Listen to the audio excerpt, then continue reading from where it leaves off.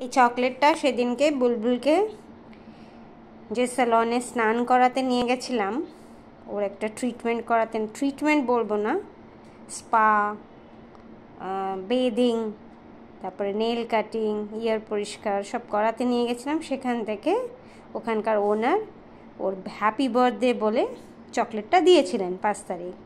আমি একটা দুটো করেই দিই, রোজ দিও না, তা আজকে ভাবলাম এটা দিই আর পেজে শেয়ার করি একটু। উনি চকলেটটা, আমার লক্ষ্মী মেয়েটা চকলেট খাওয়ার জন্য খুব সুন্দর বসে পড়ে। তুই চকলেট খাবি তো? এই চকলেটটা খাবি তো? এই চকলেটটা খাবি তো? খাবি তো? তো তুই তো সেদিনকে থ্যাংক ইউ বলে এসেছিলিস, তাই না? বলেছিলিস না থ্যাংক ইউ, আমি চকলেটটা খাবো, হ্যাঁ বলেছিলিস তো?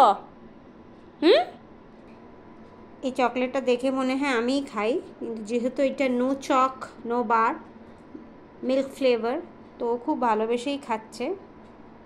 চকলেট খাওয়ার জন্য বেশ ভদ্র মতন উনি বসেন, খুব ভদ্র বসেন, খুব ভদ্র লক্ষ্মী মেয়ে হয়ে যান। এমনি সময় দুষ্টুর তো হাঁড়ি, এটা হাতটা দাও, হাতটা দাও, হ্যাঁ হাতটা দিয়ে দেয়, বেশ আদরটা, অন্য হাত দাও, হ্যাঁ বেশ গুড গার্ল হয়ে যায়। ওনার খাওয়ার সময় উনি বেশ গুড গার্ল, চকলেট খাওয়ার সময়। হ্যাঁ কি খাবি কি? দে অন্য হাত দে, ওই হাত দে, অন্য হাত দে, হ্যাঁ তবে একটু লক্ষ্মী মেয়ের মতন একটু হেসে দাও, তাই তো? একটু চকলেটটা খাবে কি তুমি? মনে হচ্ছে চকলেট, এটা বসে বসে খাও, হ্যাঁ এই না, সুন্দর মতন খাবে।